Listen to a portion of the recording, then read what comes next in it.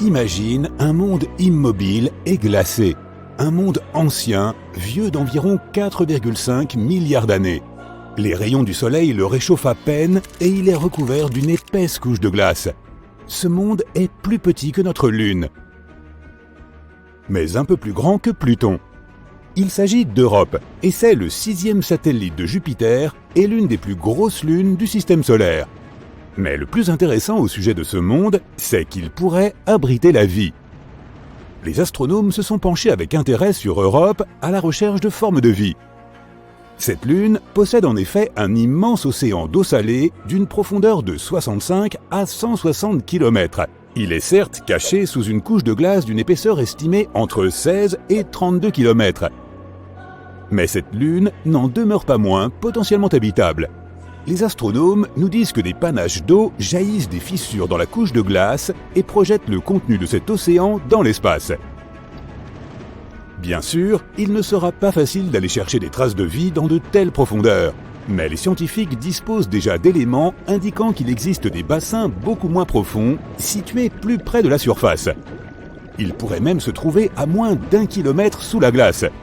Ceci présente deux avantages. D'abord, la probabilité qu'il y ait de la vie sur Europe est accrue. Deuxièmement, si c'est vrai, cela facilitera le travail des futures missions dans leur recherche de formes de vie. Il est intéressant de noter que la découverte récente de ces bassins peu profonds est le fruit d'un pur hasard. Le scientifique qui dirige les recherches, Riley Kullberg, a assisté à une présentation faite par l'un de ses collègues spécialistes des planètes. Il y montrait une photo de double crête sur la surface d'Europe. Kullberg s'est alors souvenu qu'il avait vu des crêtes similaires sur Terre. De telles formations sont rares sur notre planète, mais elles sont très nombreuses sur Europe. Des travaux ultérieurs ont suggéré que les crêtes de cette lune pourraient résulter d'un cycle bien précis, similaire à celui de la Terre. Lors de ce cycle, l'eau liquide gèle puis dégèle à l'intérieur d'une couche de glace, un environnement soumis à une pression très élevée. La calotte glaciaire se déplace alors vers le haut de manière répétée, créant une structure à deux pics. C'est du moins ce qui se passe sur Terre. Si les choses sont similaires sur Europe, cela prouverait la présence d'eau peu profonde sur le satellite. Bien sûr, la température, la pression et la composition chimique sont différentes sur Europe. Et on n'en sait pas encore beaucoup sur la nature de cette glace. Les scientifiques ne savent donc pas quelle est la profondeur ou la taille des poches d'eau, ni combien de temps il leur faut pour geler. Mais ce qui est plus ou moins clair, c'est que l'environnement sous toute cette glace est protégé des radiations de Jupiter qui frappent la surface du satellite. Ce qui, bien entendu, augmente les chances d'existence de la vie sur Europe. Nous avons évoqué le fait que l'océan d'Europe pourrait être salé. La couleur rouge des traces visibles à sa surface pourrait être due à leur composition chimique. Il s'agit probablement d'un mélange gelé d'eau et de sel. C'est assez inhabituel. Une telle composition ne correspond à aucune substance connue ici sur Terre. Quant aux taches jaunes à la surface d'Europe, il pourrait s'agir de chlorure de sodium. Tu connais cette substance sous le nom de sel de table. Des scientifiques ont essayé de recréer les conditions qui règnent sur Europe en laboratoire. Ils ont découvert qu'en combinant de l'eau, du sel de table, des températures glaciales et une pression élevée, ils pouvaient obtenir un nouveau type de cristal solide. Cette substance pourrait exister à la fois au fond de l'océan d'Europe et à sa surface. En dehors de ces quelques faits, les chercheurs ne savent pas grand-chose. Ils espèrent obtenir davantage d'informations d'ici à 2030. À cette date, la mission Europa Clipper, lancée par la NASA, atteindra probablement Europe. Cette mission effectuera plusieurs survols rapprochés et tentera de déterminer si une quelconque forme de vie peut y exister. La mission JUICE, ou Jupiter Icy Moons Explorer, de l'Agence spatiale européenne, se rendra également sur Europe dans les prochaines années. Pas si vite. Et si on te disait qu'il y a, en réalité, certaines façons d'entendre le son dans l'espace ? Tout d'abord, il y a toujours du bruit sur d'autres planètes. S'il y a une atmosphère sur un corps spatial, ou au moins quelque chose comme du gaz, de l'eau ou une surface solide, il y aura du bruit. Dans notre cas, l'atmosphère devient complètement silencieuse à environ 100 km au-dessus de la surface de la Terre. C'est là que le ciel cesse d'être bleu et qu'un voile noir étoilé débute. Dans tous les cas, il faudrait atterrir sur une autre planète ou au moins s'approcher de son atmosphère pour entendre quelque chose.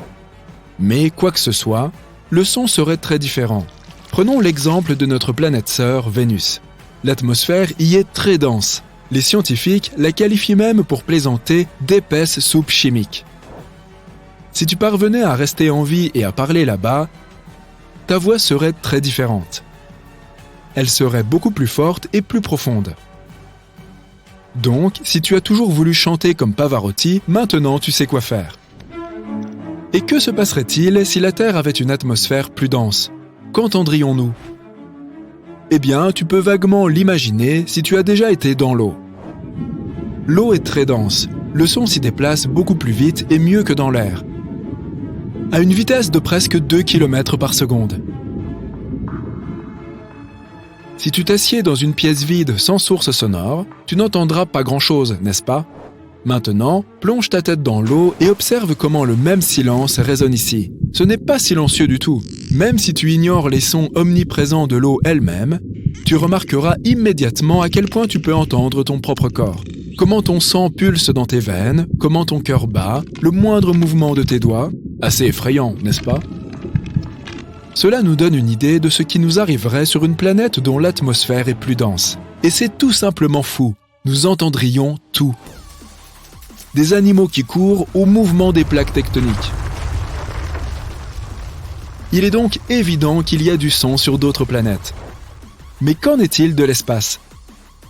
Il y en a aussi, par exemple, dans un nuage de poussière. Tu peux trouver de la poussière spatiale presque partout dans l'espace. Il peut s'agir des restes d'une étoile ou d'autre chose. Et dans ces endroits, tout est un peu plus dense que la normale. Cela signifie qu'il y a probablement des nuages de poussière où les particules sont très proches les unes des autres, ce qui signifie qu'elles peuvent produire des sons. Bien sûr, ceux-ci seront très faibles et transmis sur une très courte distance. Mais c'est quand même mieux que rien, non ?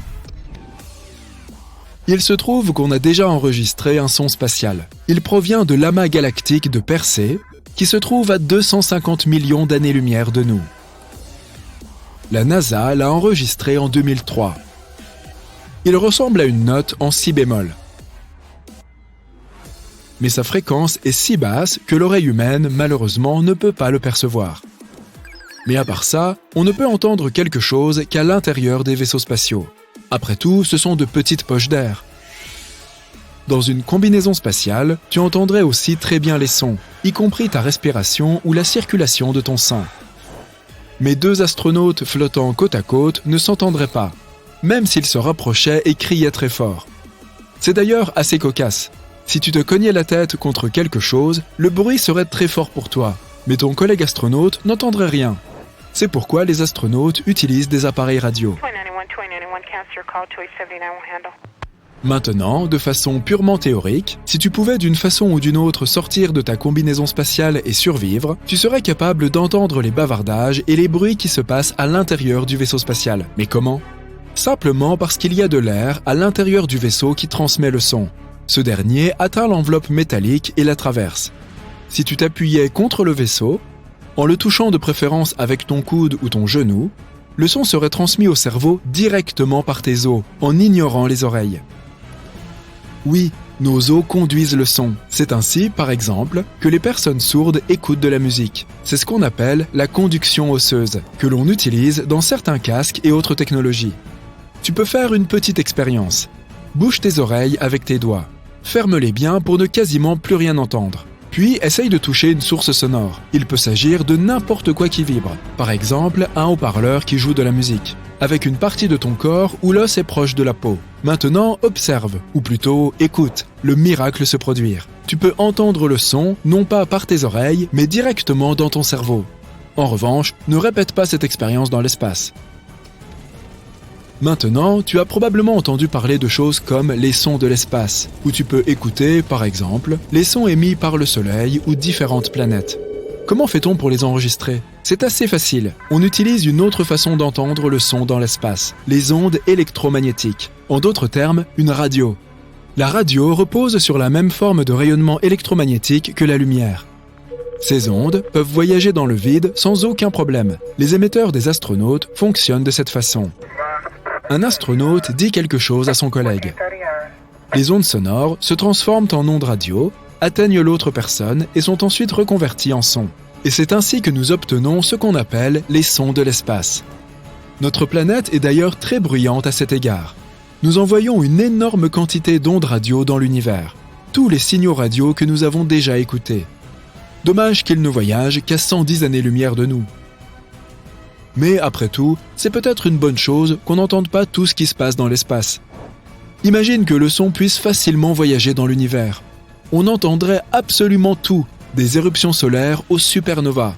Assourdissant, n'est-ce pas ? Si tu regardes un film très touchant dans l'espace et que tu te mets à pleurer, tes larmes ne couleront pas. Elles s'accumuleront autour des globes oculaires. Tes yeux deviendront trop secs et tu auras l'impression qu'ils brûlent. Tout liquide exposé sur ton corps s'évaporera, y compris à la surface de ta langue. En parlant de brûler, c'est une chose que le feu ne peut pas faire dans l'espace. En effet, le feu peut se propager quand il y a un flux d'oxygène. Et comme il n'y en a pas dans l'espace, une fois qu'elles ont explosé, les étoiles ne sont pas censées revenir à la vie. Mais certaines étoiles ont survécu en quelque sorte à une grande explosion de supernovas. Ces étoiles zombies sont plutôt rares. Les scientifiques en ont trouvé une très grosse appelée LP40-365. C'est une naine blanche partiellement brûlée.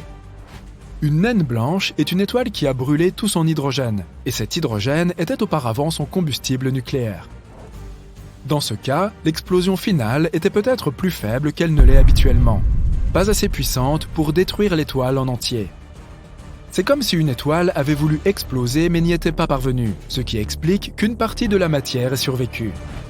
Si tu vas un jour dans l'espace, n'enlève pas ta combinaison, sauf si tu es dans un vaisseau spatial. Dans l'espace, l'air dans tes poumons se dilaterait, ainsi que l'oxygène dans le reste de ton corps. Tu serais comme un ballon, 2 fois plus grand que ta taille normale. Bonne nouvelle, la peau est suffisamment élastique pour te contenir, ce qui signifie que tu n'exploserais pas. Petit réconfort. Lorsqu'un objet entre dans un trou noir, il change de forme et s'étire comme des spaghettis. Cela se produit parce que la force gravitationnelle attire un objet dans une direction, tout en le comprimant dans une autre. Une sorte de paradoxe des pattes. Par ailleurs, un trou noir aussi gros qu'un atome a la masse d'une très grosse montagne.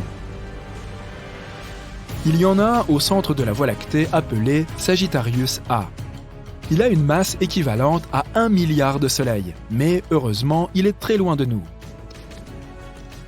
Si tu faisais un gros boom sur un astéroïde, tu ne serais pas capable d'entendre son bruit. Oui, nous entendons souvent le bruit des vaisseaux spatiaux et des batailles dans l'espace dans les films, mais ce n'est qu'un mythe. Le son est une onde qui se propage en raison des vibrations des molécules. Une personne frappe des mains à quelques mètres de toi. L'onde sonore commence à pousser la première molécule d'air à côté du claquement, puis la deuxième, la troisième, et ainsi de suite jusqu'à ce que l'onde atteigne ton oreille. Pour diffuser le son, nous avons donc besoin de molécules comme l'air ou l'eau. Dans l'atmosphère, les ondes sonores se propagent très bien, mais l'espace est un vide. Donc, il n'y a rien à y entendre. Tu peux taper bruyamment dans tes mains, mais il n'y aura pas de molécules capables de vibrer et de transporter ce son. Donc, pour avoir une conversation, il faut soit une radio, soit une très bonne lecture des lèvres. Les météoroïdes sont en orbite autour du Soleil, tandis que la majorité des débris d'origine humaine sont en orbite autour de notre planète. Par exemple, nous avons lancé près de 9000 engins spatiaux dans le monde, des satellites aux fusées. Même les plus petits morceaux peuvent endommager un engin spatial à des vitesses aussi élevées. Galaxies, planètes, comètes, astéroïdes, étoiles, les corps spatiaux sont des choses que nous pouvons réellement voir dans l'espace, mais ils représentent moins de 5% de l'univers total. La matière noire, l'un des plus grands mystères de l'espace, est le nom que nous utilisons pour désigner toute la masse de l'univers qui nous est encore invisible. Et il y en a beaucoup. Elle pourrait même constituer 25% de l'univers. L'énergie sombre constitue les 70% restants de l'univers. Ça fait bien 100%, non ? Maintenant, regardons la Lune. Elle nous regarde toujours d'un seul côté. Cela signifie que la Lune a un côté sombre et que les rayons du Soleil ne l'atteignent jamais. C'est un mythe. Le fait est que la Lune est liée à la Terre par la gravitation. Il y a des jours et des nuits là-bas aussi. C'est juste que sa rotation est parfaitement alignée avec celle de la Terre. Ainsi, lorsque tu regardes la Lune, tu ne vois qu'un côté. Bien qu'il y ait aussi des jours où le Soleil y brille, donc ce n'est pas la face cachée, c'est la face éloignée. Et nous avons même des photos de cet endroit. Et il y a l'un des plus grands cratères de tout le système solaire, le bassin du pôle Sud-Aitken. Il est aussi large que 2 États du Texas. Yeehaw! Un mythe qui s'est aussi révélé faux insinuait que personne ne serait jamais allé sur la Lune. Ceci est la combinaison spatiale originale des premiers astronautes qui y sont allés. Regarde la semelle de la chaussure. Certaines personnes prétendent qu'il est impossible qu'ils aient pu laisser des empreintes comme celle-ci. En fait, c'est possible. Sur la Lune, les astronautes portaient des bottes supplémentaires par-dessus leur combinaison, et leurs semelles correspondaient parfaitement aux empreintes de pas sur la Lune. Les astronautes n'en ont pas eu besoin quand ils ont quitté la Lune, et les ont jetées quand la marche lunaire a été terminée. Ils ont d'ailleurs laissé beaucoup de choses là-bas. Ils ont même jeté les accoudoirs des sièges du module lunaire pour réduire son poids.